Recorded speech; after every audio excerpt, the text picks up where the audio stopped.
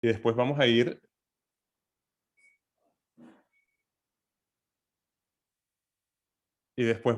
entre lo que es la terapia neoadyuvante y la terapia adyuvante. Para comenzar, vamos a ver si hacemos unas preguntas y vemos qué tipo de respuestas obtenemos.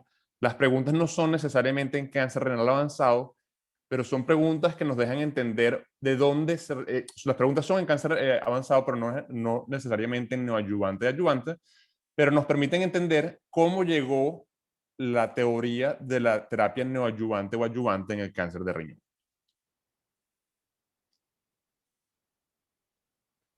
Vamos a darles ahí unos 30 segundos para ver qué tipo de respuestas están dando.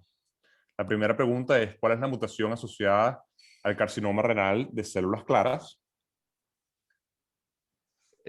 La segunda pregunta es, ¿cuál es la diferencia entre aquellos pacientes que tienen el complejo de von Hippel-Lindau y los carcinomas renales esporádicos?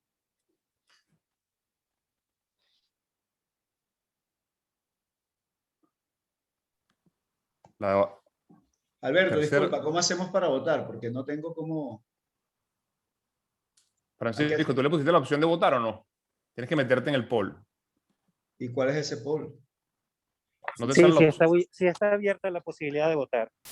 ¿Dónde está, Alberto Francisco? puso la pregunta. Ah, votaciones, aquí estoy. Ahí donde dice votación en curso. Claro, pero aquí me dice finalizar votación. O sea, después de que eliges todas tus opciones, le das a finalizar. Ok, ahí la gente ya empezó a... Hay una persona que empezó a lograr hacerlo. Empujó su tarjeta y luego retírala para obtener su dinero. Y no logro darle a la votación, o sea, no darle al clic, ¿ves? Bueno. Es que anfitrión y panelistas no pueden votar.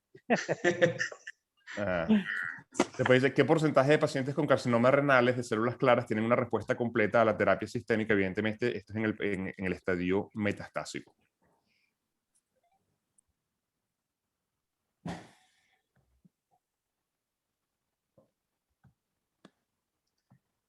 Los que están escuchando, anímense a votar. Aquí no se puede ver el nombre absolutamente de nadie. Esto es un CNE legal, simplemente es para ver las diferencias de conocimientos que tenemos y la gente verdaderamente le presta más atención a las conferencias cuando ve estas preguntas.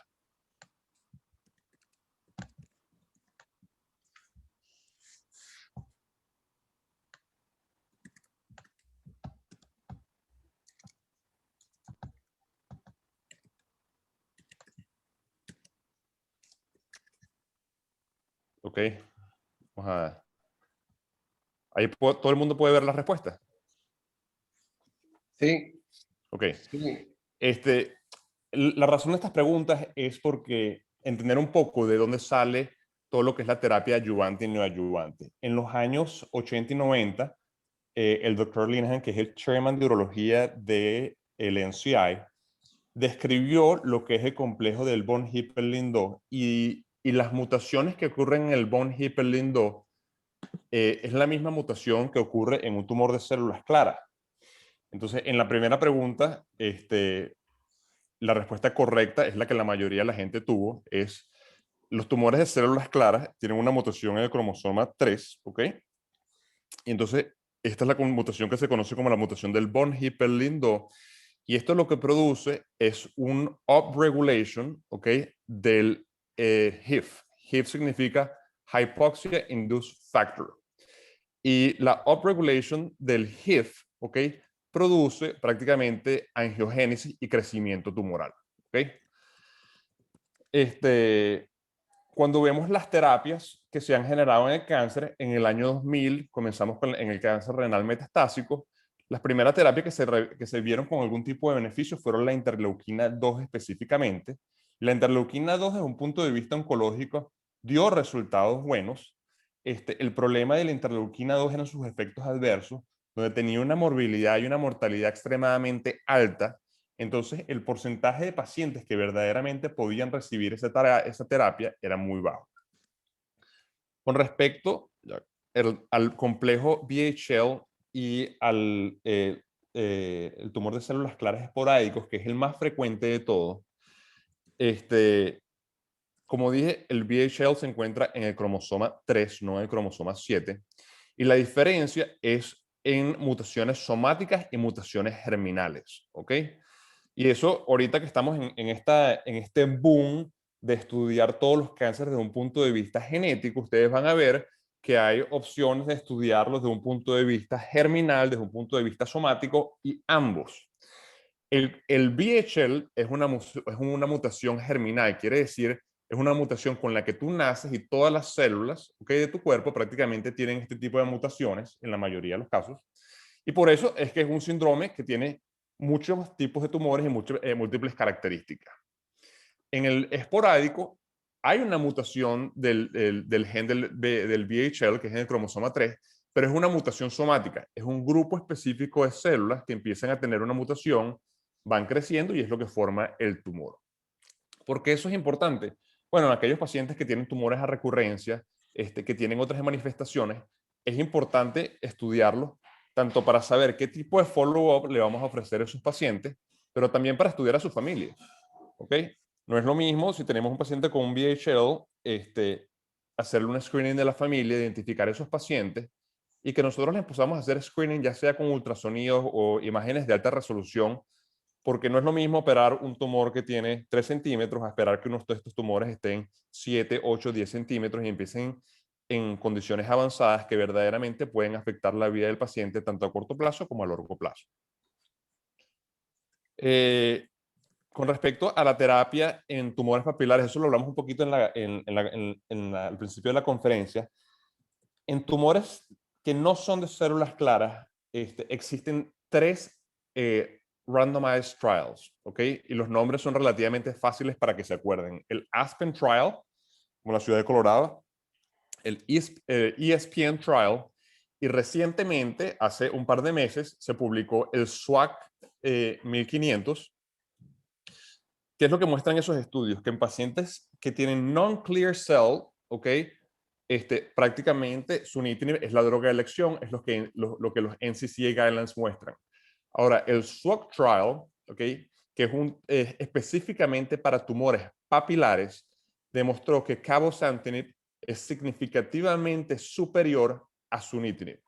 Entonces, en los centros oncológicos grandes, los pacientes que tienen tumores papilares metastásicos, hoy en día, y estamos hablando hoy en día de los últimos par de meses, el paciente recibe cabozantinib o el paciente va a un clinical trial, porque el beneficio de la terapia con sunitinib es extremadamente marginal en esta población. Después, ¿qué porcentaje de pacientes con carcinomas renales de células claras tienen una respuesta completa a la terapia sistémica? Eso es una pregunta un poquito tricky en el sentido de que, bueno, me estás hablando de interleuquinas, target therapy o inmunoterapia. La interleuquina 2 producía alrededor del 8% de una respuesta completa, pero la interleuquina prácticamente hoy en día no se usa. Y todos los pacientes que tienen cáncer metastásico utilizan inmunoterapia, ya sea en combinación de inmunoterapia doble o inmunoterapia con target therapy. Y alrededor del 10% de estos pacientes tienen una respuesta completa a su terapia sistémica. Entonces, la idea de la adyuvancia y la neoadyuvancia viene en el sentido de que, bueno, desarrollamos estas terapias donde estamos viendo que hay un porcentaje de pacientes que es significativo, que están teniendo una respuesta completa, ¿ok? Y prácticamente los estamos logrando curar con una sobrevida bastante larga. Y después hay un porcentaje de pacientes que logras estabilizar la enfermedad y que no progrese. Y la idea es, bueno, ¿qué pasa si lo llevamos a un paso antes de esto y lo damos de una forma profiláctica para ver si podemos alargar ese periodo entre la enfermedad primaria y la metástasis y alargar la sobrevida del paciente? ¿Alguna pregunta con respecto a eso? No.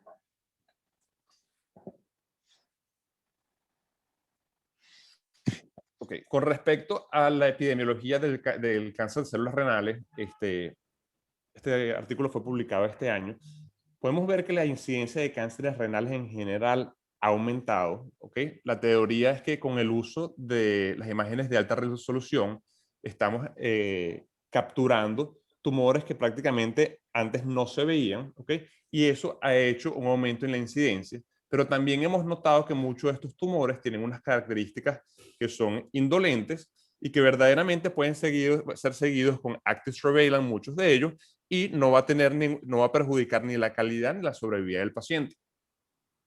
Por el otro lado, podemos ver que la sobrevida del paciente a 5 años verdaderamente no ha cambiado, ¿ok? Sigue siendo alrededor del 80%, pero en este estudio tenemos que ver que el corte es hasta el 2011. Y a partir del 2015 en adelante ha habido prácticamente una revolución en lo que es la sobrevida de cáncer de riñón. Entonces, cuando vemos que hay una sobrevida de 5 años de 80%, bueno, ¿quiénes son ese 20% que verdaderamente está afectado? ¿Ok? En esas estadísticas, ¿ok? Bueno, hay varios factores que están asociados a una peor sobrevida o a un incremento de la recurrencia, ¿ok? Y los factores son los factores que prácticamente todo el mundo que está en el mundo urológico conoce, ¿ok? Todos sabemos que aquellos pacientes que tienen un T-stage, ¿ok? Sobre todo aquellos que empiezan a tener T2B, T3, ¿ok? Y evidentemente T4, o aquellos pacientes que tienen nódulos positivos, tienen una recurrencia extremadamente alta, como podemos ver en la parte derecha de la imagen. Después, el grado nuclear, el Fuhrman grade, es un valor pronóstico, y mientras el Fuhrman grade aumenta, la recurrencia de la enfermedad y la sobrevida están afectados. Y después la histología es un factor muy importante, ¿ok? Pero la histología tiene su doble moral. ¿A qué me refiero yo con eso? Bueno, sabemos que en general, ¿ok? El cáncer de células claras, ¿ok? Es más agresivo que el tumor papilar y que el cromofobo, ¿ok? Y después sabemos que aquellos pacientes que tienen en los tumores primarios una transformación de células epiteliales a células mesenquimales, que son estos tumores sarcomatoides, son los tumores más agresivos que existen. Ahora, cuando el paciente es metastásico, ¿ok? Hoy en día, los pacientes que tienen non-clear cell, de hecho, tienen un pronóstico peor. Lo que pasa es que el número de pacientes que llegan a ese estadio es muy bajo. Uno de los caveats que tiene este artículo es que ellos agrupan todos los tumores papilares en conjunto, y como sabemos hay tumores papilares tipo 1, tipo 2 que tienen una mutación y un pronóstico completamente distinto, siendo los papilares tipo 2 tumores extremadamente agresivos. Con respecto a la recurrencia, este fue un estudio prospectivo hecho en Europa entre 10 países, ¿ok? Se incluyeron todos los pacientes que tenían enfermedad localizada, excluyendo metástasis, y se excluyeron aquellos pacientes que tenían síndromes hereditarios y ellos buscaron la recurrencia de la enfermedad. Entonces, cuando vemos la recurrencia de la enfermedad, como podemos ver, los pacientes que tienen clear cell tienen una recurrencia más alta que los pacientes que tienen papilares o los pacientes que tienen cromofobos, que son entre las histologías más comunes que vemos. Ahora, cuando ellos utilizan los nomogramas que se utilizan para predecir la posibilidad de una recurrencia, ¿ok?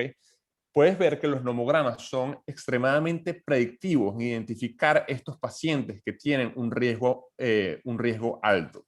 La clasificación de Leibovich, que viene de Mayo Clinic, y en la mano derecha tenemos la Universidad de California. Podemos ver que aquellos pacientes que fueron considerados como alto riesgo, la recurrencia en estos pacientes que consideramos localmente avanzados puede ser de hasta un 60%. Entonces, ¿qué es la terapia neoadyuvante? Para diferenciar entre la terapia neoadyuvante y metastásica y la terapia sistémica preoperatoria, simplemente es la presencia o ausencia de metástasis. Cuando el paciente no tiene evidencia de metástasis en el momento de la presentación, hablamos de terapia neoadyuvante. En aquí el paciente que tiene evidencia de metástasis, logramos de terapia sistémica prequirúrgica o pseudoneoadyuvancia. Y simplemente es para que todo el mundo estemos hablando de la misma terminología en las conferencias y en los papers y podamos entender de qué es lo que se está hablando. ¿Cuál es el racional para la terapia neoadyuvante? 40% de los pacientes que se presentan hoy en día tienen una enfermedad avanzada. Estos son pacientes con T3 o evidencia de N1 o metástasis. La recurrencia en este grupo que no tiene metástasis, pero que se consideran localmente avanzados, es de un 60%.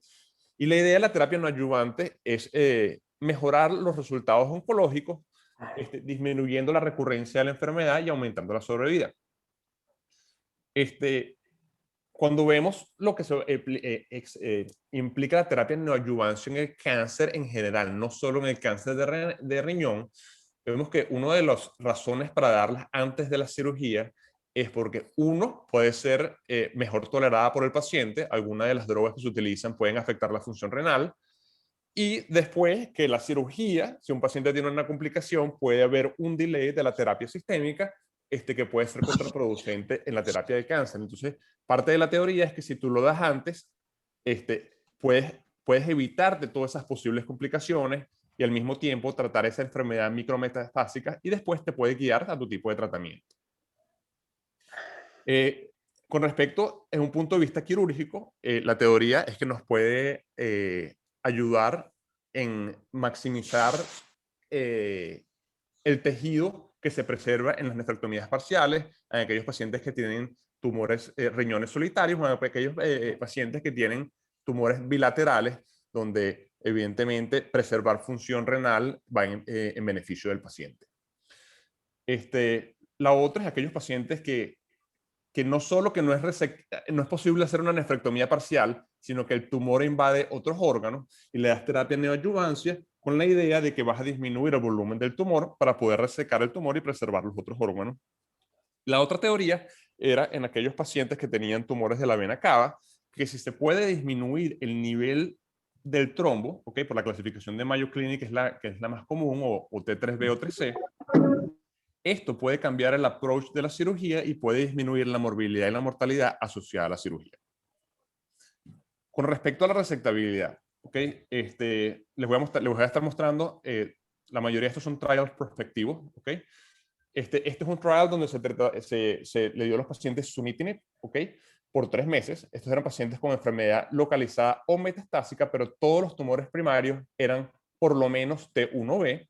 Se incluyeron 22 pacientes, 4 de los pacientes tenían enfermedad metastásica y 85% de los pacientes tuvieron una regresión del tumor primario. ¿Okay? En la parte derecha de la pantalla podemos ver lo que es el waterfall análisis. Cada una de las barras representa un paciente, ¿okay? Y podemos ver cómo la mayoría de los pacientes tuvieron una regresión en el tamaño del tumor. Es importante cuando hablamos de este tema entender lo que es el RECIST. El RECIST es una terminología, es un estudio radiológico que se utiliza para medir el volumen tumoral metastásico, no solo en riñón, en melanoma, en otros cánceres, ¿ok? Y se estableció una escala para decir si los pacientes están respondiendo o no están respondiendo. Se considera que los pacientes que tienen una enfermedad estable, ¿ok? Es aquellos pacientes que tienen cambios menores del 30%, ya sea en aumento o en disminución, una respuesta parcial a aquellos pacientes que tienen una respuesta mayor al 30%, que desde el punto de vista quirúrgico eso es significativo, y una respuesta completa en aquellos pacientes que el tumor desapareció. Entonces, en este estudio, bajo esa clasificación, ningún paciente progresó, pero más importante que eso, 85% de los pacientes verdaderamente tuvieron una disminución en el diámetro del tumor. 12 pacientes, con todo eso, tuvieron una nefrectomía radical, pero 8 pacientes pudieron obtener una nefrectomía parcial. Con respecto a las complicaciones, durante el periodo de tratamiento,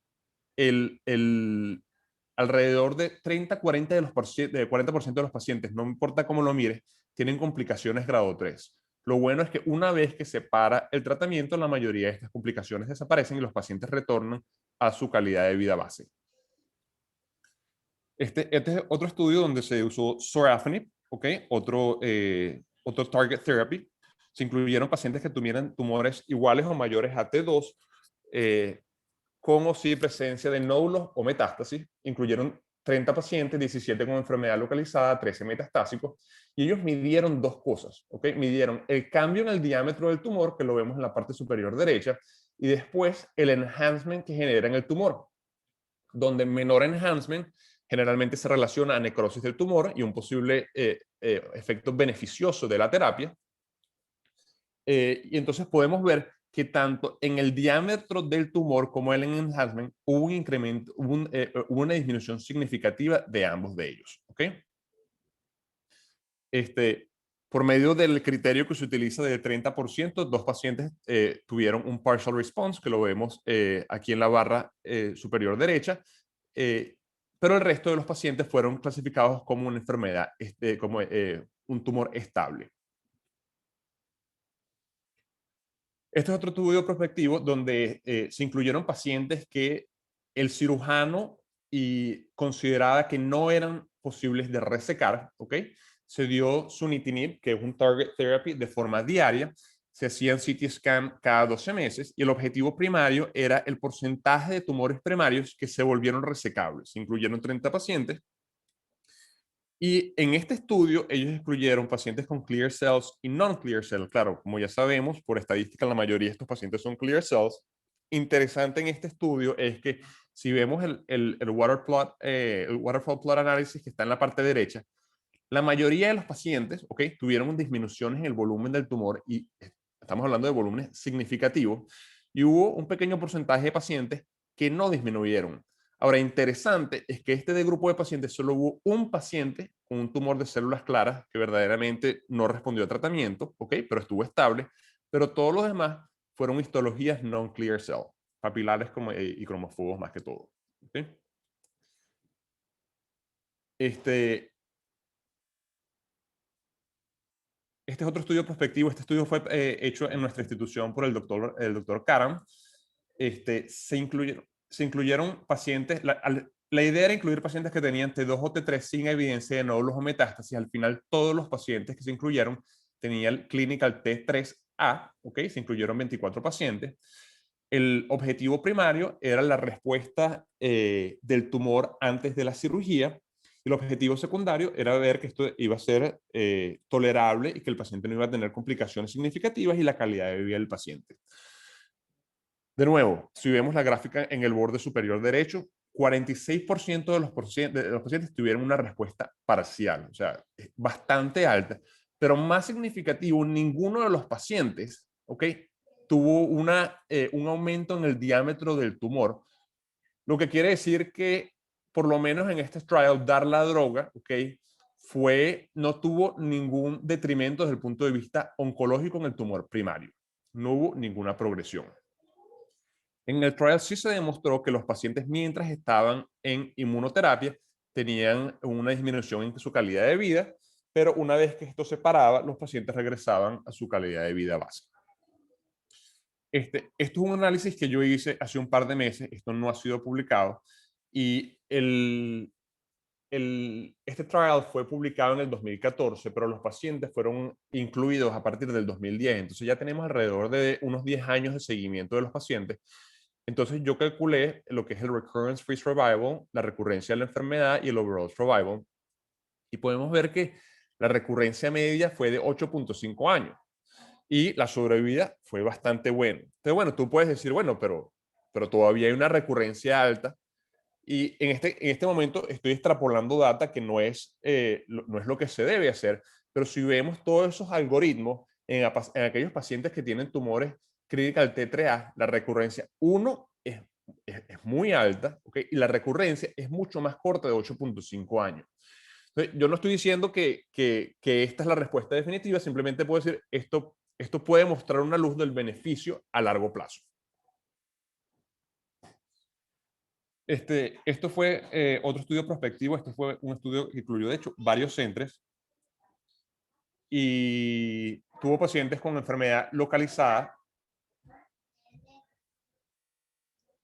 que tenía pacientes que tenían prácticamente indicación de hacer una nefrectomía parcial, ¿ok?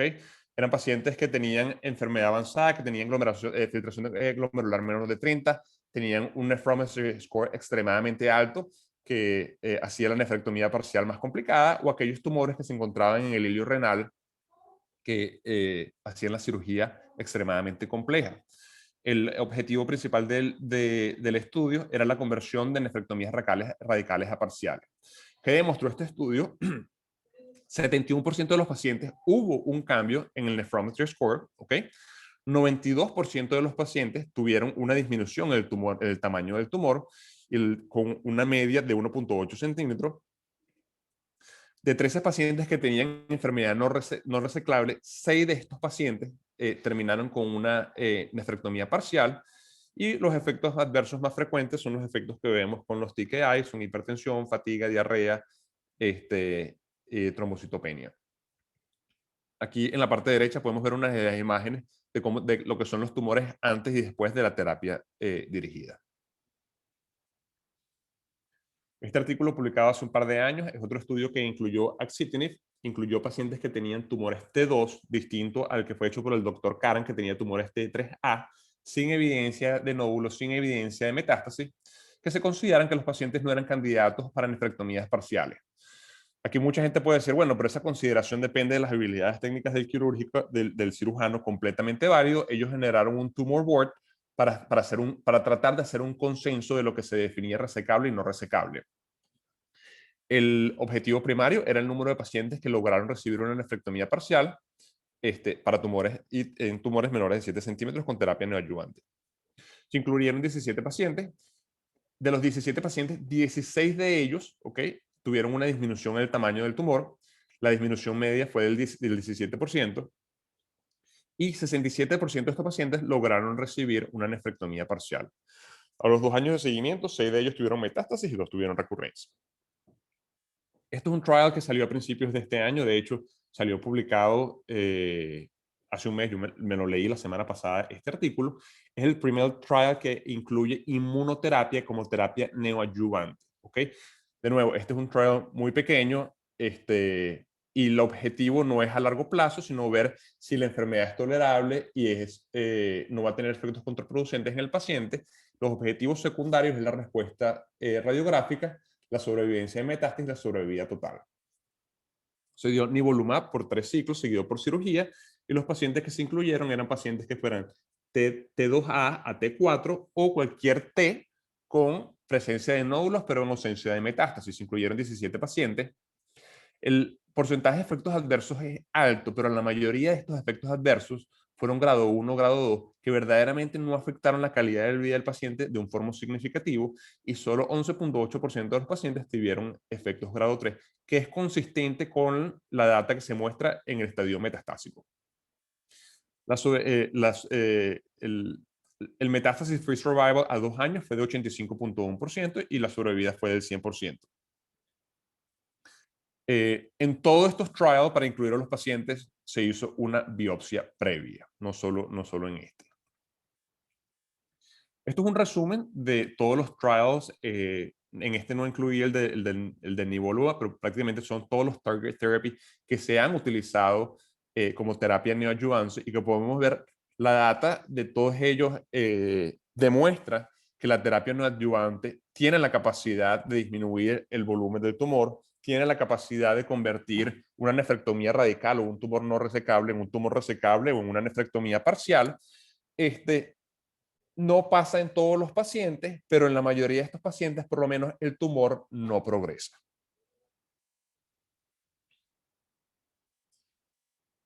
Esto es un resumen de los distintos trials que están disponibles, prácticamente lo mismo que estuve hablando en este momento.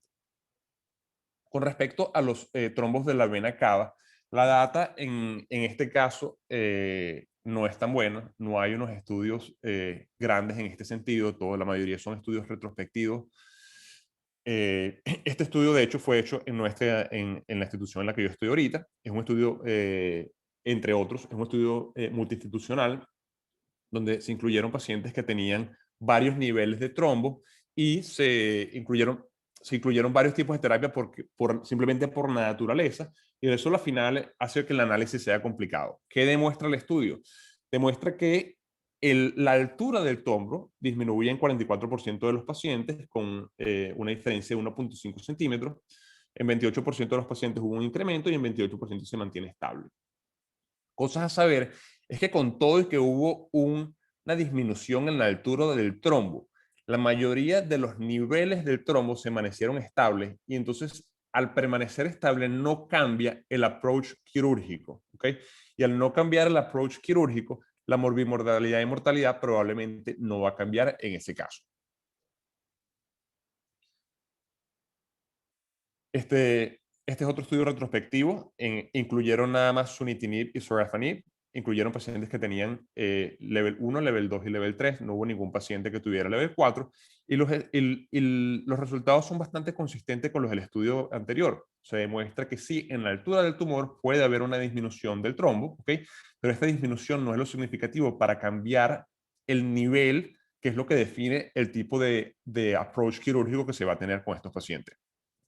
Con respecto al tumor primario, la data sí es consistente con la data anterior. Alrededor del 50% de los pacientes tuvieron una disminución del tumor primario, 36% de ellos estuvieron estables y en 14 hubo un aumento. La verdad es que con la data que existe actualmente, la terapia neoadyuvante en tumores de trombo no está verdaderamente justificada. Este es un estudio retrospectivo multiinstitucional, se incluyeron 53 pacientes. Pacientes recibieron terapia neoadyuvante con sunitinib seguido por cirugía o cirugía solamente. Se vio la sobrevivida específica al cáncer, la sobrevivida total. Sí hubo un incremento de una disminución en el tamaño de la altura del tumor, pero con respecto al nivel, la mayoría de los tumores estuvieron estables. ¿Okay? En la primera gráfica que está, que dice A, ¿ok? Es la sobrevida total en pacientes que tuvieron neoadyuvancia contra aquellos que no tuvieron neoadyuvancia. No hubo ningún beneficio, pero cuando vemos la sobrevida específica al cáncer, vemos que aquellos pacientes que tuvieron terapia neoadyuvancia, hubo un beneficio. Pero cuando se hace el análisis de multivariancia, lo que se dio, la diferencia en estos grupos fue que el factor que se vio asociado a un aumento de la sobrevivida total no fue la terapia neoadyuvante, sino fue la presencia o ausencia de metástasis. Déjame ver aquí esto. No, no quiero. ¿Dónde está mi? Ah, te asusta. A que te echen para que te arda. Con respecto a la inmunoterapia en trombos, no hay mucha data existente hoy en día. Esto es un case report que vino de Chicago. Una paciente de 54 años que se consideró que no era candidata para cirugía, tenía un trombo nivel 4 que llegaba hasta el atrio. Se le dio nivolumab y ipilimumab por cuatro sesiones. Se le hace un CT scan y se nota que hay una regresión significativa en el trombo, ¿ok? El performance status del paciente tuvo una mejoría y la llevan a quirófano. ¿Qué consiguen ellos? Ellos consiguen que el trombo estaba completamente necrótico, sin evidencia de células viables, pero en el tumor primario, con todo y que había cierto grado de necrosis, todavía había un número de células viables, de tumor viables de forma significativa. Y entonces esto lleva a la pregunta de, bueno, ¿por qué la terapia neoadyuvante hizo un efecto en el trombo, pero no lo hizo en el tumor primario? Y lo que ellos consiguieron es que los marcadores tumorales, tanto los PDL1, que son marcadores que se utilizan para ver cuáles son los chances de un paciente de responder a la inmunoterapia, el CD8, estaban upregulated en el trombo, pero no en el tumor primario, como una posible hipótesis a por qué hay una respuesta completa en el trombo, pero no en el riñón. Alberto, disculpa, en la anterior, se interfirió una voz por ahí y tú dijiste, no, en la anterior a esa, tú dijiste que en esa, que lo que había... En este estudio, en el análisis de multivarianza, que es prácticamente lo que verdaderamente te define definir las asociaciones, la neoadyuvancia no fue lo que se asoció con el aumento de la sobrevida específica de cáncer, sino fue la ausencia de metástasis en el momento de presentación. Ok, la ausencia de metástasis, ok. Ahora, ¿por qué hay un empuje a terapias neoadyuvantes y adyuvantes en pacientes con trombos? Esta es un análisis que yo hice hace un par de meses sobre la experiencia del MD Anderson. ¿Okay? Vemos pacientes que tienen nódulos positivos.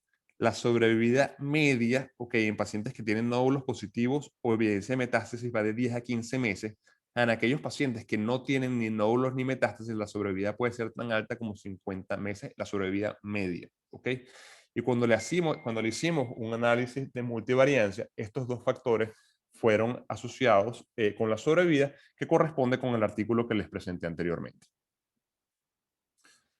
Ahora, con respecto a las complicaciones del target therapy, Esto es un estudio hecho por el doctor Shapin, donde comparó a aquellos pacientes que recibieron target therapy en el periodo preoperatorio contra aquellos que no recibieron.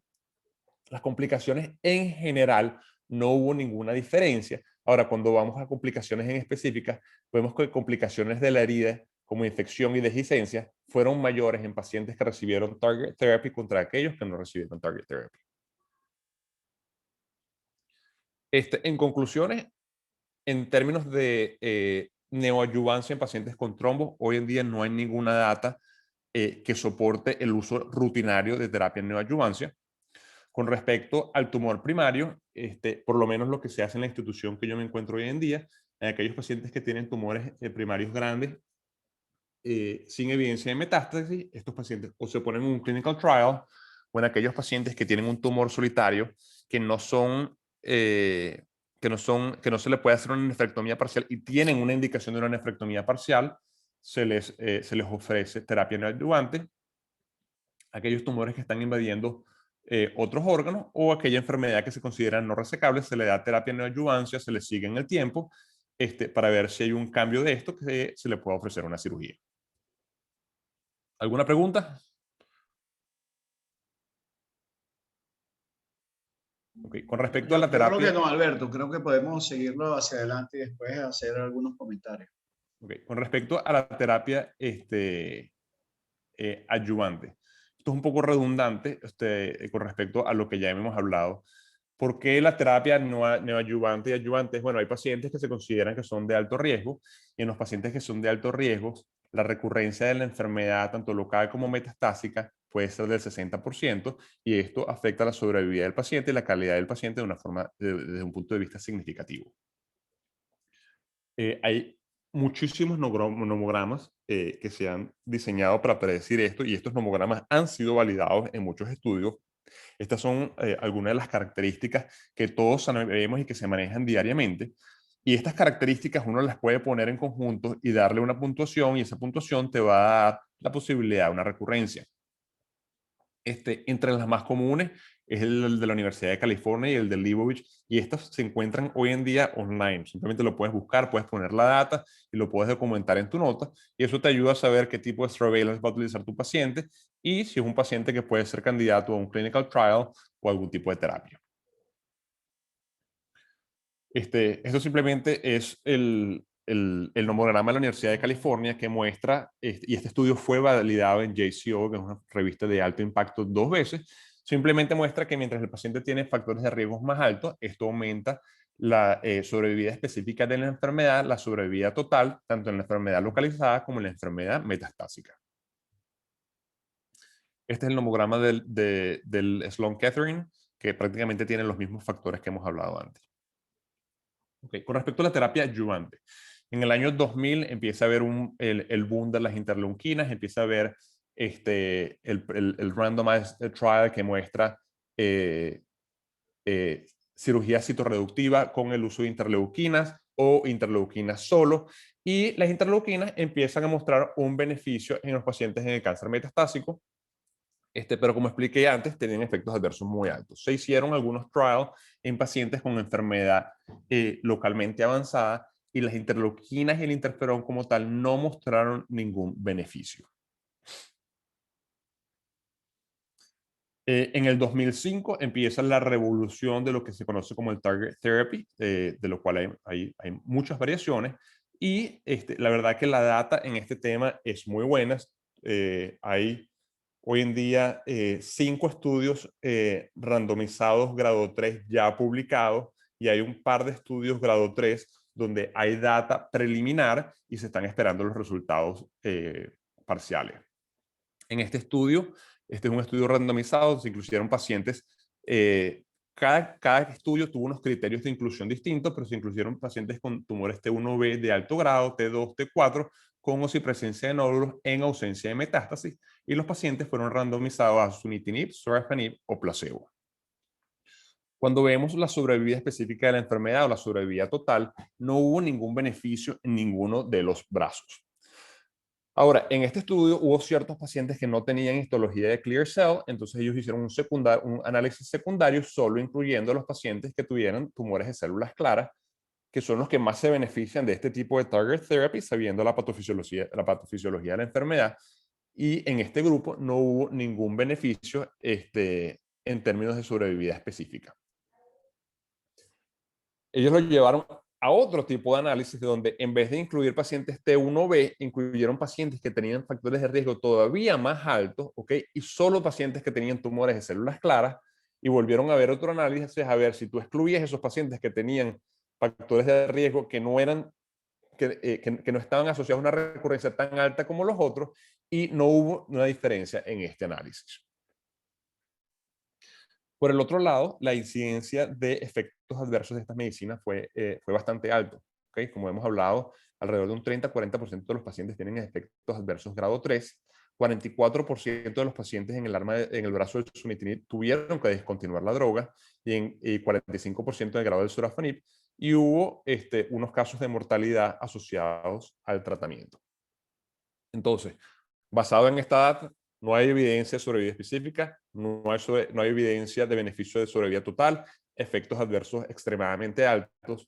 En este trial, ni sunitinib ni sorafenib mostraron ningún beneficio. El STRAC, este es probablemente el trial más importante hasta el año pasado, diría yo. En este trial, el criterio de inclusión fueron pacientes que tenían T3, T4, que es distinto al ASSURE trial, con o sin presencia de nódulos positivos, y pacientes que tuvieran un performance status bastante bueno. Fueron randomizados a sunitinib contra placebo, y en este estudio podemos ver que el disease-free survival, la sobrevida específica a la enfermedad, fue mejor en el brazo del sunitinib contra el placebo, pero en la sobrevida total verdaderamente no hubo una diferencia. Ahora, cuando vemos esa sobrevida específica de la enfermedad, con todo y que es estadísticamente significativa, es relativamente marginal. Efectos adversos. Los efectos adversos son muy consistentes con lo que mostró el ASSURE trial. 30-40% de los pacientes tuvieron efectos adversos. En este trial, de hecho, 48% de los pacientes tuvieron efectos adversos. La reducción de la dosis ocurrió en el 34% de los pacientes. Se le paró el tratamiento a 46% de los pacientes.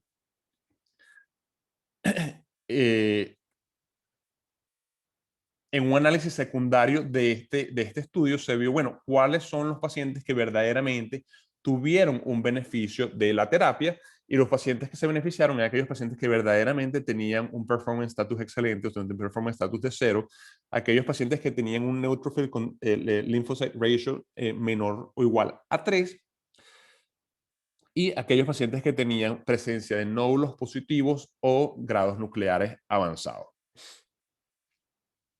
En este análisis secundario prácticamente muestra los mismos resultados, muestra una sobrevida específica a la enfermedad, pero no un beneficio de la sobrevida total. ¿Okay? Este es un análisis donde prácticamente comparan el ASSURE trial y el STRAC, en el cual los dos utilizaron sunitinib como terapia adyuvante, tratando de explicar la diferencia de los resultados. Como podemos ver en el ASSURE trial, incluyeron pacientes que tenían mucho menos riesgo que lo que se consiguió en el STRAC trial, ¿ok? Lo que puede decir es que no importa lo que le deje ese paciente, la sobrevida de ese paciente no va a cambiar. Lo que sí demuestra es que los efectos adversos, grado 3, grado 4 y grado 5, fueron consistentes entre los trials y fueron extremadamente elevados. Por este trial, ¿okay? Los NCCN Guidelines ponen como categoría 3 que el sunitinib puede ser utilizado como terapia adyuvante. Ahora, en la práctica, la mayoría de los centros académicos ponen a estos pacientes en clinical trial o no le ofrecen terapia porque no hubo un beneficio en la sobrevida total y porque los efectos adversos son extremadamente altos. El PROTECT Trial es otro estudio randomizado fase 3. Los pacientes se dividieron entre pazopanib y placebo. La intención inicial del estudio era dar 800 miligramos contra placebo, pero los efectos adversos de los 800 miligramos fueron extremadamente grandes y los pacientes tuvieron que ser bajados a 600 miligramos, y los nuevos pacientes que se reclutaron pasaron todos a recibir 600 miligramos. En el análisis primario de 600 miligramos podemos ver que en la sobrevida específica no hubo un beneficio del pazopanib contra el placebo. Ahora, ellos hacen un análisis secundario donde extrapolan esos pacientes que recibieron 800 miligramos, ¿ok? En los pacientes que recibieron 800 miligramos, sí hubo un ligero beneficio con significancia estadística en la sobrevida específica de la enfermedad, pero cuando agrupan los pacientes que recibieron 800 y 600 miligramos, desaparece.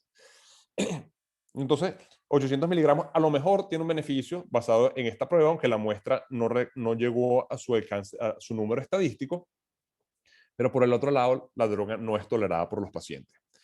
Con respecto a la sobrevida total, tanto los pacientes que solo recibieron 600 miligramos como todos los pacientes, si hay grupos de 800 y de 600, no hubo ningún tipo de beneficio.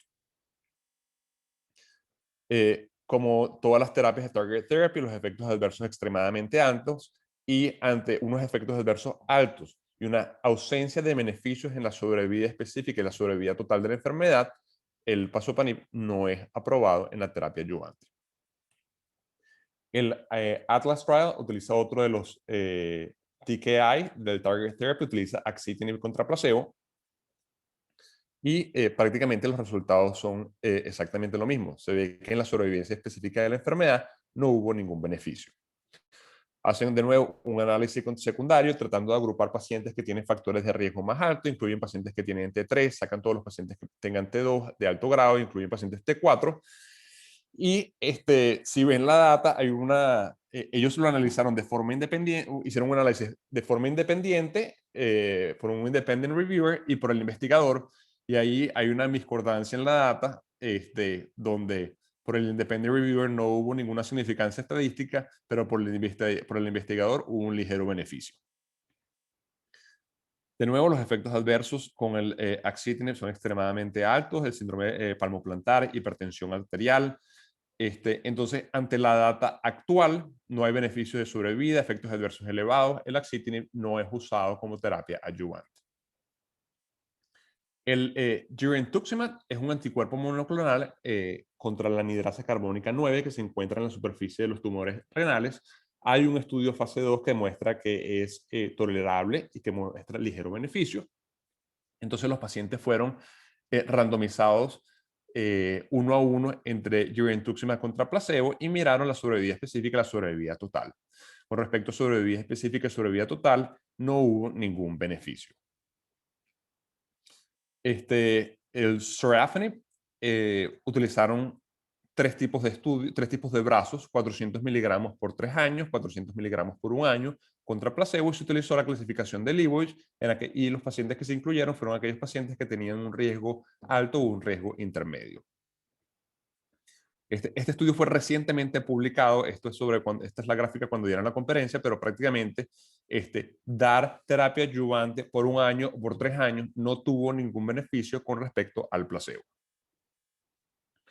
Entonces, como hablé, hay 5 trials que se han hecho con target therapy en terapia adyuvante. Solo un trial mostró un beneficio en la sobrevivencia específica asociada a la enfermedad, pero no en la sobrevivencia total, y los efectos adversos de todos estos trials fueron extremadamente altos. Trials que han sido recientemente completados, el uso de everolimus, el trial fue cerrado, pero todavía no han publicado los resultados hasta lo que yo sé, y recientemente se publica el primer trial que incluye inmunoterapia como terapia adyuvante. Esto recientemente lo presentó el doctor Tony Schwartz en ASCO, y incluyeron pacientes con riesgo intermedio y riesgo alto por la calificación del Leibovitz, y sin saber yo el número exactamente ahorita, él muestra que hay un incremento significativo en la sobrevivencia específica a la enfermedad. Ahora, hay que esperar a largo plazo a ver qué va a pasar con la sobrevivencia total. Ahora, esto crea mucho estupor en la sociedad de urologo-oncólogo, porque en el estadio metastásico la inmunoterapia verdaderamente ha cambiado la sobrevida del paciente. Entonces, extrapolando información, se espera que pueda haber un beneficio en la sobrevida total, y pudiera ser el primer paso para disminuir la recurrencia y mejorar la calidad de vida de estos pacientes. Estos son todos los trials que están actualmente en terapia adyuvante. El PROSPER Trial incluye adyuvancia y neoadyuvancia. Por eso se los marqué ahí. Para cerrar, de nuevo, si vemos los guidelines del NCCN Guideline, el guideline europeo, la terapia adyuvante no está indicada en pacientes que tienen estadios grado 3, pacientes con tumores T1, T2 y evidencia de nódulos positivos. Anda para allá, por favor.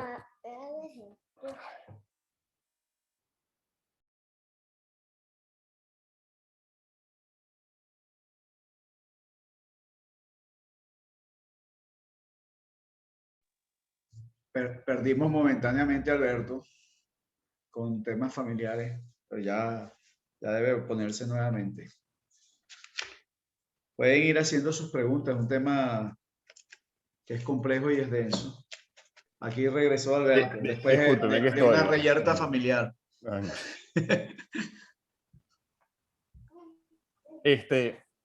Entonces, el sunitinib en Estados Unidos es aprobado, pero verdaderamente en la práctica no se usa y estos pacientes simplemente hoy en día se les hace un surveillance o se les mete en un clinical trial.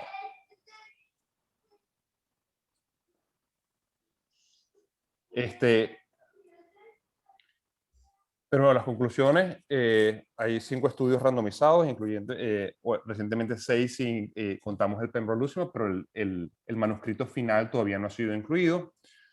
2 trials con sunitinib, uno con sorafenib, uno con pazopanib, uno con axitinib y uno con girentuximab, que es un anticuerpo monoclonal.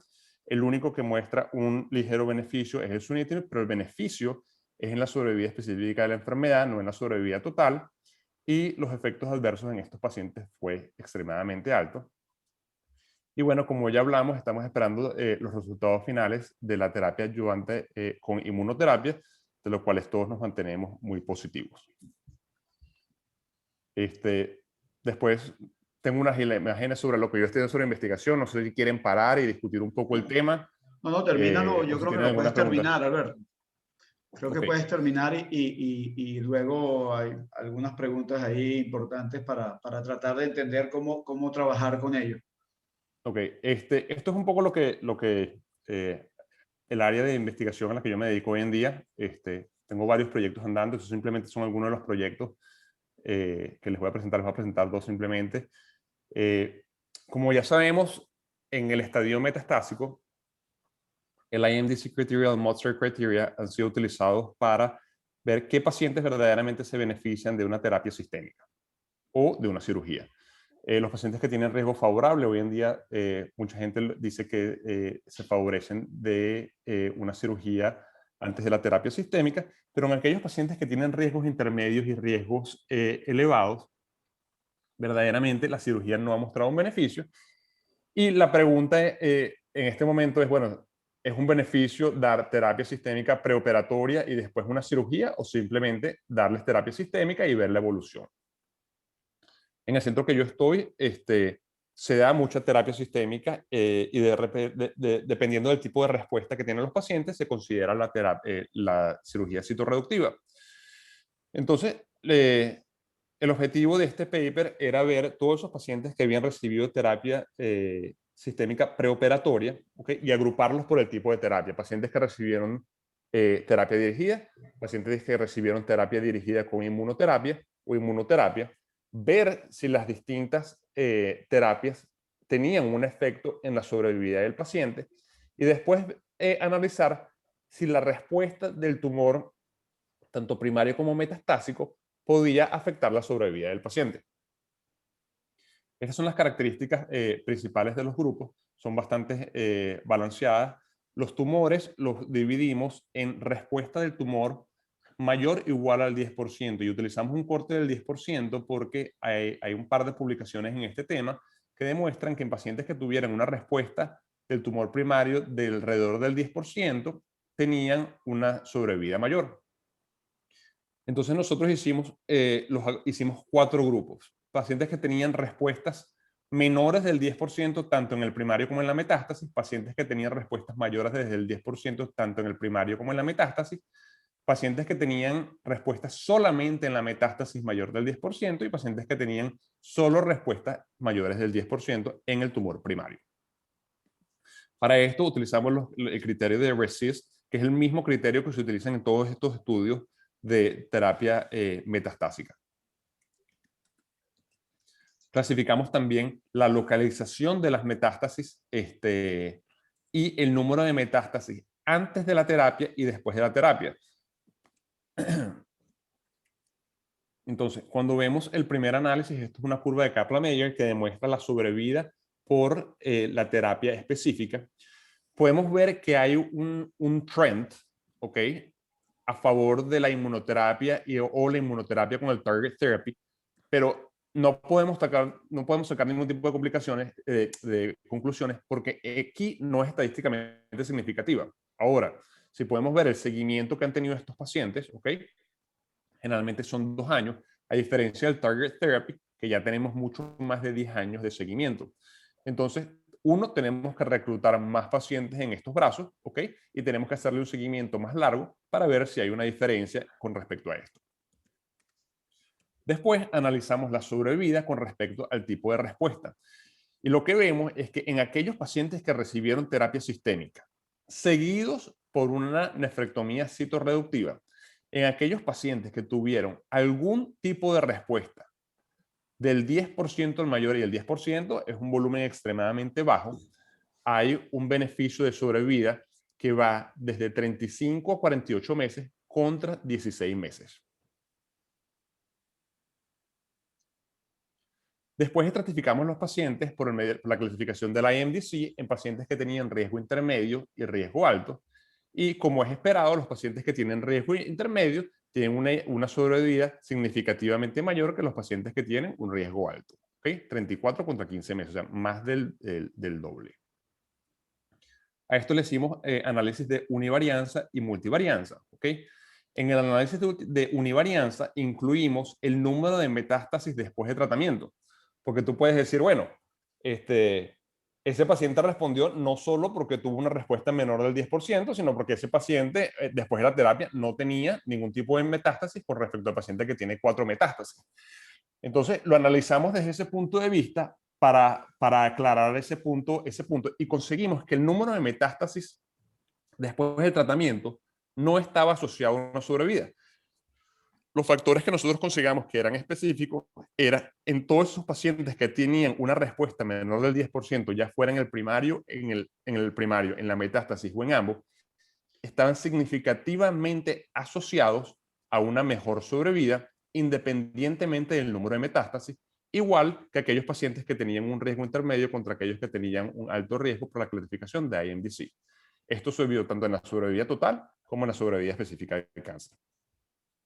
Esta es la curva de Kaplan-Meier, donde demostramos el número de metástasis después del tratamiento. Podemos ver que hay un porcentaje de pacientes significativo que después de la terapia sistémica no tuvo evidencia de metástasis radiográficas, pero la mayoría de los pacientes tenían más de 2 metástasis y teníamos alrededor de 19 pacientes que tenían más de 4 metástasis al momento de la cirugía. Creo que el mayor que tenía 16 metástasis. Hicimos un análisis secundario donde dijimos, bueno, están estos pacientes que ya sabemos que si responden tienen una sobrevida mayor, pero la localización de la metástasis tiene algún efecto sobre la sobrevida. Nosotros ajustamos este análisis para la localización y para el número de metástasis. Y lo que conseguimos es que independientemente de la localización y el número de metástasis, estas no fueron asociadas a la sobrevida. Ahora, el análisis hay que verlo con cuidado en el sentido de que, uno, estas son las metástasis después del tratamiento, y segundo, ninguno de estos pacientes tenían metástasis a hígado, por dar un ejemplo, que generalmente está asociado a un mal outcome, simplemente por el selection bias que genera un estudio retrospectivo. En conclusión, en pacientes con carcinomas renales de células claras metastásicos, la terapia preoperatoria seguida por cirugía no hizo una gran diferencia en este análisis en sobrevida, pero en aquellos pacientes que tenían por el IMDC score un riesgo intermedio o que demostraron una involución del tumor del 10% o mayor, estaba asociado significativamente a una mejoría de la sobrevida total y de la sobrevida específica del cáncer. Este es un estudio que estamos haciendo en Translational Research. Yo trabajo con dos modelos. Yo trabajo con el tumor, con el renal medullary carcinoma, y yo trabajo con el HLRCC, que es un tumor papilar tipo 2 que tiene una mutación germinal extremadamente agresivo. Y prácticamente lo que estamos es atacando la vía metabólica del tumor. Esto lo estuvimos hablando muchas veces en el chat anteriormente, pero el PET scan es una imagen que es pocamente utilizado en tumores renales de células claras. De hecho, hay centros que no lo utilizan en absoluto. Y cuando tú ves el distinto tipo de histología, prácticamente hay dos tumores que consistentemente muestran un aumento de la captación de glucosa. Y estos son el renal medullary carcinoma y los papilares tipo 2. Hay estudios previos hechos en nuestro centro que si tú disminuyes el consumo de glucosa, esto afecta el crecimiento del tumor en los ratones.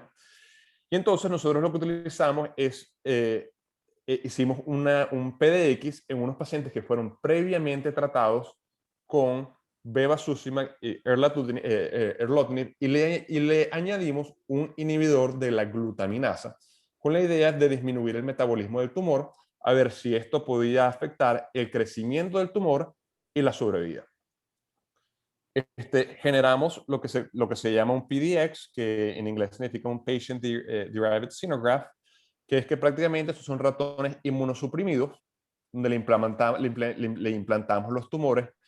No se los implantamos de una forma ortotópica, sino como puede ver, se los implantamos en la parte posterior, porque esto nos permite un fácil acceso para medir el tumor.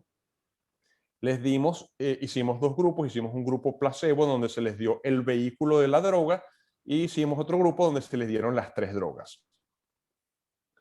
Los tumores fueron seguidos en el tiempo, ¿ok? Y en la gráfica de mano izquierda podemos ver el volumen tumoral, ¿ok? De los pacientes que fueron tratados, ¿ok? En la barra roja, y de los no tratados. Y podemos ver que aquellos pacientes, en aquellos ratones que fueron tratados solo con el vehículo, el crecimiento del tumor fue muchísimo más rápido que en aquellos pacientes que fueron tratados con la terapia triple. Con respecto a la sobrevivencia, podemos ver exactamente lo mismo. En aquellos pacientes que fueron tratados, con aquellos pacientes que fueron simplemente tratados con el vehículo, la sobrevivencia es estadísticamente significativa.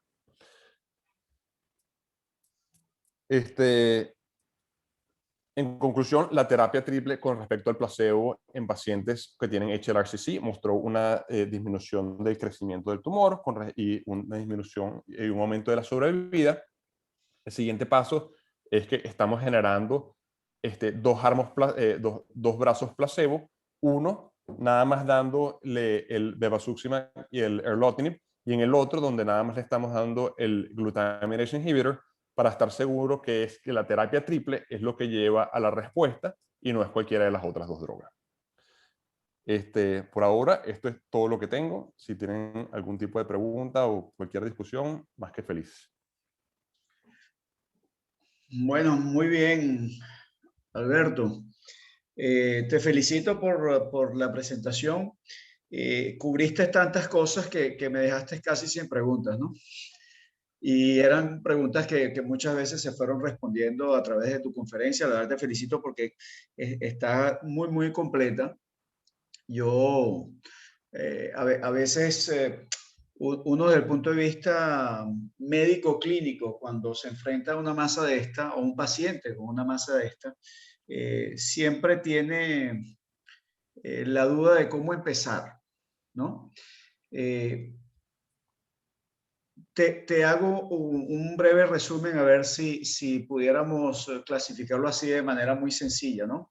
Pero los pacientes en neo, ustedes hoy por hoy, obviamente estamos hablando de pacientes con tumores avanzados, localmente o a distancia. Como neo, ustedes ofrecen el sunitinib y el sorafenib. Bueno, acuérdate que el trial que nosotros hicimos es, es con el axitinib. Acá sí, ok. Entonces, en el MD Anderson se ofrece axitinib. Hoy en día hay un clinical trial con inmunoterapia. Creo que es de darolutamab el que se está ofreciendo, si me recuerdo bien, el que están ofreciendo aquí. Pero de nuevo, en eso no hay un estándar, ¿ok? Lo que se ha mostrado consistentemente es que la terapia dirigida generalmente, por lo menos no hay un progreso y en un porcentaje significativo de los pacientes, el tumor puede disminuir favoreciendo una nefrectomía parcial o cambiando lo que es un tumor no resecable a un tumor resecable. Correcto. Sí que hay unos efectos adversos durante ese periodo, sí existen unos efectos adversos, eso tiene que ser discutido con el paciente, pero no son, en la mayoría de los casos, no son efectos que perduran por toda la vida. En el momento que se para el tratamiento, esos efectos desaparecen. Y el tratamiento lo hacen de manera estándar en los 3 meses y luego operan al paciente o van, dependiendo de cada paciente, ofrecen un tiempo de cirugía diferente. Eso depende mucho de la terapia y de nuevo, eso depende de cómo diseñaste el trial, ¿ok? La inmunoterapia en el tumor primario no ofrece en general, lo que se ha publicado es que no ofrece una respuesta tan rápida como la terapia dirigida, ¿ok? De hecho, la inmunoterapia tiene un fenómeno que se llama pseudoprogresión. La pseudoprogresión es, mira, te hicimos una imagen y tienes una imagen, un tumor gigantesco, no resecable, posible metástasis, consideramos que tenemos que darte inmunoterapia. Cuando te dan inmunoterapia, si tú haces una imagen, una ventana de tiempo muy corta, tú puedes conseguir que esos tumores están creciendo, ¿ok? Y eso es lo que se llama pseudoprogresión, porque no es que el cáncer esté evolucionando, simplemente que hay ese periodo antes de que la inmunoterapia verdaderamente tenga un efecto y verdaderamente se encojan. Si tú ves en la data nuestra, el periodo de los pacientes en terapia sistémica que recibieron inmunoterapia, cirugía, estamos hablando de meses. No estamos hablando de que le dimos un par de sesiones de terapia dirigida. Correcto. Sí, por eso te decía, no es estandarizado para todos, ¿no? Vas No, bueno, dependiendo del trial, como bien dices, y la por eso respuesta. mismo, hoy en día en los guidelines no es una cosa, o sea, hoy en día se hace off-label. Lo bueno es que está aprobado para el cáncer renal avanzado. Pues. Muy bien. Mira, Alberto, ¿cómo enfocan ustedes cuando todos los trials, obviamente, le hacen una biopsia al paciente antes de decidir qué hacer, ¿no? Sí. Y en esa biopsia es que donde ustedes obtienen, es una pregunta que hace el doctor Jorge Marcano, ¿cómo obtienen la expresión del PDL1? El PDL1 muchas veces no lo tenemos por la biopsia. ¿Okay? Todo depende de lo que tú estés buscando. Si el paciente está en un origen metastásico, ¿okay? Dependiendo de lo que tú estés. Si está en un origen metastásico, todos sabemos que inmunoterapia con target therapy o inmunoterapia sola, ¿okay? son los que están favorecidos. Con respecto a la terapia neoadyuvante, ¿okay? Todos los trials fueron hechos con target therapy, que son los que demuestran que tienen una mayor respuesta en el primario, entonces la expresión de PDL1 no tiene ningún sentido, porque estás atacando un receptor completamente distinto. Correcto. Entonces, en ese caso, ahorita es que están empezando a salir, y de hecho, cuando te digo que la semana pasada me leí el artículo, literalmente la semana me leí el artículo de el trial hecho por el John Hopkins de nivolumab, y de lo que recuerdo, ellos no identificaron PDL1 como un marcador, simplemente se lo dieron a todos los pacientes. Yo me imagino que en un análisis secundario, verán cuál es la diferencia entre aquellos pacientes que tienen altas expresiones con bajas expresiones. Muy bien. Mira, aquí hay algunas preguntas de algunos colegas, ya te voy a ir leyendo un poco. Ya te voy a decir, vamos a ver aquí que no puedo acceder. Oye, se me quedó bloqueada la computadora ya. Son preguntas muy pesadas.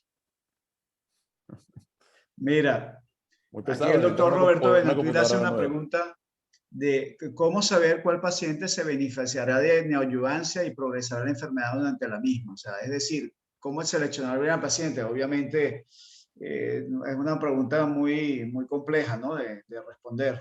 Bueno, pero en términos básicos, o sea, cuando utilizas neoadyuvancia en el paciente que prácticamente si le haces la cirugía, lo vas a dejar anéfrico y va a terminar en diálisis, ¿ok?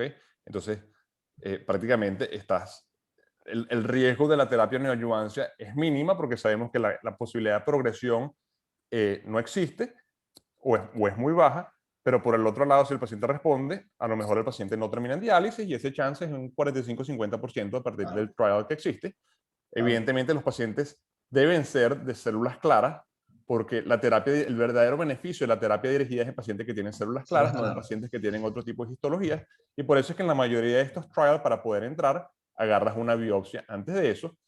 Y lo mismo es para tumores no resecables. Entonces, la indicación prácticamente es que, mira, si no te doy esto, vas a terminar en diálisis y la sobrevida a unos 5 o 10 años va a estar muy afectada, ya sea tanto por el cáncer, por los efectos cardiovasculares de no tener riñones.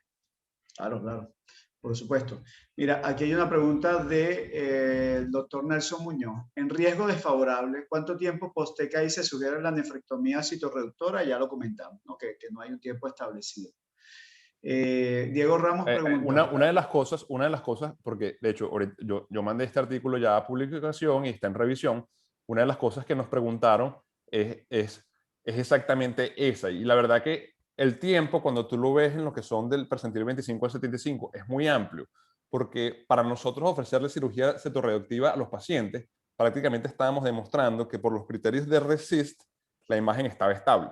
Y ese criterio es más o menos un 30%. Entonces, ahí ya hay una selección bias del paciente que le estamos ofreciendo cirugía cetoreductiva y nosotros estamos más al tanto que eso, pero la ventana es completamente dependiente del tipo de respuesta que ellos tienen a la terapia. No tiene sentido un paciente que se está avanzando de forma significativa meterlo a una cirugía, porque la cirugía más bien le va a quitar el beneficio de la terapia sistémica a un corto plazo.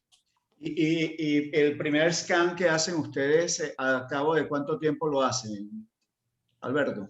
En el trial, cuando estás haciendo el seguimiento. Es que ese estudio, por lo menos la mayoría de esos pacientes vienen de distintos trials. Está el trial del sunitinib, del nivo-ipi, y cada trial tiene un protocolo distinto. Entonces, es una respuesta tricky de que, pero en general todos estos pacientes reciben seguimientos de imágenes entre 1 y 2 meses, con imágenes de corte de cross-sectional image, ya sea de abdomen y tórax. Ok, hay dos preguntas, hace el doctor Diego Ramos, dos preguntas, pero las lanza así. Combinación de axitinib más pembro y combinación de ipilimumab más nivolumab. Todo eso es en el estadio metastásico, no hay ningún estudio en la terapia adyuvante neoadyuvante en este momento.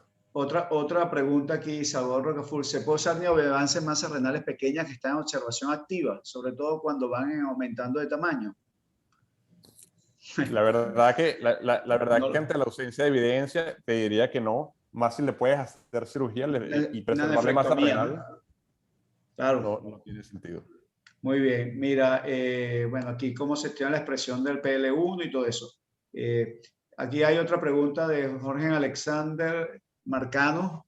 ¿Llegan a colocar inmuno en pembro más axi en quimioterapia naive y en pacientes con riesgo favorable o intermedio? ¿O como terapia inicial siempre se van por el sunitinib? No, hoy en día no le ofrecemos sunitinib a nadie. Absolutamente a nadie. Mira, hay una o sea, cosa... El sunitinib o sea, no importa el trial que veas de las inmunoterapias o la combinación de inmunoterapia que se han visto actualmente, el sunitinib siempre ha sido inferior a la combinación de inmunoterapia con target therapy o de inmunoterapia con inmunoterapia. ¿Okay? Sí hay ciertos criterios para decir, bueno, este paciente se beneficia de nivo-ipi o este paciente se inscribe de pembroaxi, pero no aplica para todos los pacientes. Hay un estudio, uno de los tantos checkmate se enfocó específicamente en pacientes que tenían características sarcomatoides. Y en ese en específico se vio que el nivo-ipi aumentaba la sobrevida de una forma significativa. De hecho, les recomiendo a todos que se lean ese artículo porque cada vez que uno de nosotros ve sarcomatoide en la histología, uno se le pone en la cabeza así y se le pone una cruz al paciente. Claro. Y la verdad que los resultados de ese trial son impresionantes. Eso fue hecho por el doctor Nizar Tanir. Muy bien. El doctor Francisco García Velandria comenta o pregunta, ¿cuál consideras la evaluación inicial molecular que se debe estandarizar con biopsia inicial? Hoy en día no hay. La belleza de estos trials es que todos están tratando de obtener muestras de orina, muestras de sangre, para tratar de hacer la correlación entre el tumor primario y ver cuáles de ellos van a recorrer, y de modo que puedas hacer una correlación si hay circulating tumor DNA, DNA methylation. Entonces, Hoy en día no hay ninguna imagen molecular que esté aprobada que digan esta es la que está asociada a esto, ¿ok? Hay muchos trials.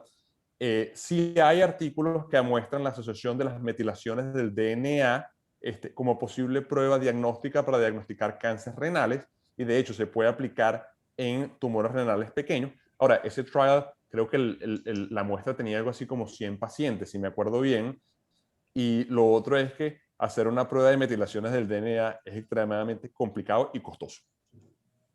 Ok. Mira, yo tengo algunas dudas adicionales de preguntarte. En estos pacientes con, no necesariamente hablamos de neoadyuvancia o adyuvancia, ¿no? Pero obviamente están en el contexto. ¿En algún paciente ustedes le ofrecen embolización? Nosotros nada más pero ofrecemos embolización al paciente que no es candidato quirúrgico. Que no es candidato quirúrgico. Y en ese mismo paciente le ofrecen neo. En esos pacientes, mientras tengan un performance status y una expectativa de vida razonable, se les ofrece terapia sistémica. Ok, ¿Okay? muy bien. Pero yo sé que eso es un tópico que mucha gente agarra con respecto por lo menos a los trombos grado 4. Mucha gente le gusta embolizarlos.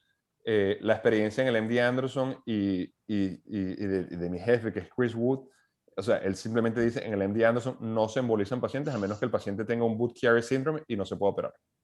O sea, la indicación prácticamente es, no se puede operar o el paciente tiene un Budd-Chiari syndrome donde el outcome de la cirugía sería contraproducente. Correcto. Otra cosa, el paciente que llega con hematuria, que tiene una masa grande, ¿cómo lo valoran? ¿Lo meten a un protocolo de neoadyuvancia No, o le hacen una paliativa? Eso es una pregunta extremadamente interesante y depende de la severidad de la hematuria. Okay. Si el paciente lo que tiene es una hematuria que va aquí y allá, tratamos de meterlos en los trials y darle terapia sistémica antes. El paciente que simplemente está entrando en intenciones urinarias y la hematuria se está volviendo un problema, tenemos que atacar el problema primario en ese caso, porque ya no es un problema de alargarle la vida al paciente, es que el paciente pueda sobrevivir los próximos meses. Claro, no, yo pensaba la posibilidad de que eventualmente en eso ofrecían la EMBO, trataban de ver si podían controlar la hematuria y luego tratar de mantenerlos en el trial, ¿no? Sin hacerle una nefrectomía de esas agresivas, ¿no? La verdad es que la indicación para embolizaciones es extremadamente rara y que muchas veces embolizar a esos pacientes con esos tumores grandísimos es demasiado complicado porque ¿qué embolizas? ¿Okay? Todo. Entonces, y las embolizaciones producen unos procesos dolorosos y febriles después de las embolizaciones que, o sea, son contraproducentes muchas veces contra el paciente. Correcto. Entonces, generalmente esos pacientes van a una cirugía. Ok. Mira, otra cosa que creo que es una de las cosas que no ha estado en el contexto de probablemente de lo que hemos comentado, pero te pongo aquí en el contexto. Los pacientes que hacemos tantas nefrectomías parciales, ¿no? Y tenemos una recidiva local, pero esa recidiva local se convierte en una recidiva perirrenal y empiezan a aparecer focos de metástasis pequeños, oligometástasis, ¿no? O pocos focos de metástasis, 2 o 3, incluyendo pulmón. ¿Qué ofrecerían? ¿Ofrecerías hacer bueno, ya no es una neoadyuvancia, es una adyuvancia y luego esperar respuesta para ver si haces una nefrectomía en el sitio donde hay recidiva local?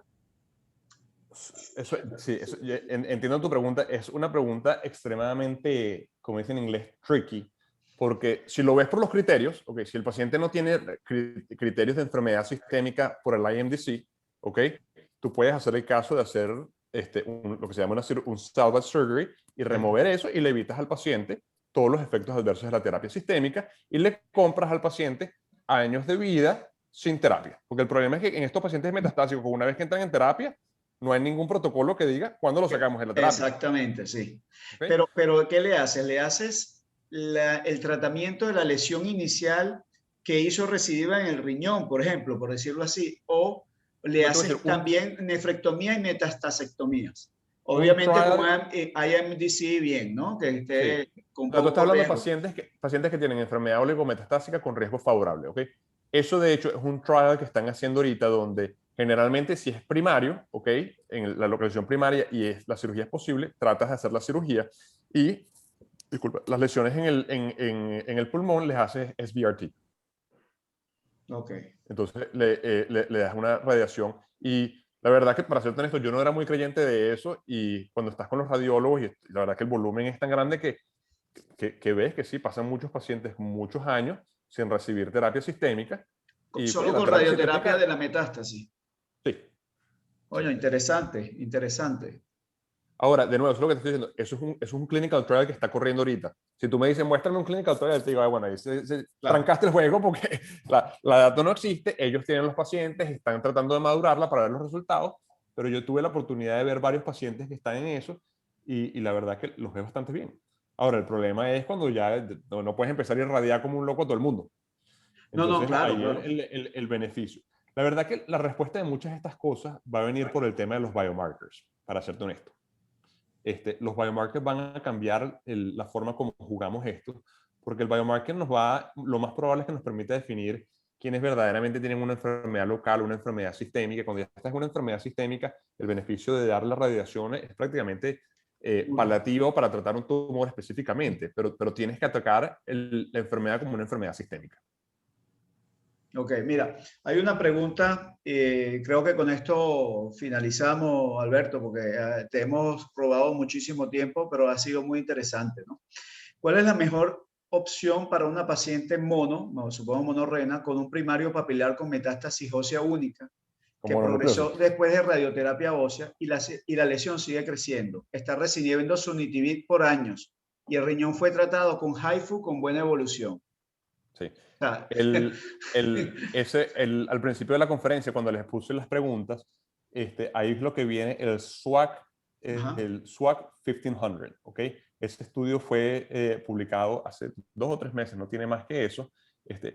Uno de los caveats de ese artículo es que incluye tumores papilares 1 y papilares tipo 2, que sabemos que tienen un comportamiento. Ellos lo hicieron así porque hay pacientes con papilares que tienen las dos variables y porque simplemente reclutar a esos pacientes es tan complicado que fue la forma de sacar el trial adelante, pero ellos lo que demostraron es que el cabozantinib es una droga muy superior al sunitinib. Entonces, si el paciente está progresando en sunitinib y tiene un tumor papilar metastásico, bajo la información que tenemos hoy en día, el paciente se beneficiaría de cabozantinib. Diciendo eso, es un paciente que probablemente se beneficie de un clinical trial, porque el cabozantinib tampoco es que es la maravilla del mundo. Sí, hay otras cosas que obviamente tomamos mucho en cuenta y es el costo de este tipo de terapia, ¿no? Hay el Pembro o el Avelumab, no recuerdo cuál de esos, aquí cuesta 7.000 euros cada 15 días. Sí. Y supongo que los clinical trials deben invertir muchísimo dinero para poder tener 600, 700 pacientes en seguimiento bajo no sé cuántos años, ¿no? O sea, al final también se convierte en un tema de economía, ¿no? Sí. Importante. Evidentemente, dar las drogas nuevas, o sea, así como hay un trial que muestra algo, viene un artículo seguido de eso que demuestra lo que es el financial toxicity, como lo definen aquí. Pero bueno, pero esa es la realidad cada vez que uno se quiere comprar algo nuevo también, ¿no? O sea, Sí, cuando claro. tú compras un carro que ya tiene tiempo, te va a salir más barato que el que tiene y tristemente es un tema muy complejo porque hace falta la evolución y para la evolución hace falta poner el dinero y para recuperar ese dinero hay que poner un costo alto. Claro. Entonces, yo no me meto en ese tema, yo no sé cuál es la solución en eso. Es un tema importante lo que es el financial toxicity. En el cáncer de próstata es brutal, o sea, Sí. es increíble y más ahora que demostramos que la combinación de terapias es favorable, pero esa combinación de terapias son por años. Correcto. Sí, es como Entonces, dices tú, ¿cuándo lo quitas? ¿Cuándo la retiras? Muy entonces, bien. sí, tu tema es válido, es bien tomado, no tengo una respuesta a eso, pero también entiendo que para que podamos tener una evolución, las drogas tienen que tener un costo. Claro, ¿no? Y hay que avanzar. Y el avance implica la investigación, implica inversión, implica una serie de mucho financial toxicity. Muy bien. Bueno, yo creo que con esto terminamos, Alberto. agradecemos muchísimo tu presentación, tu tiempo.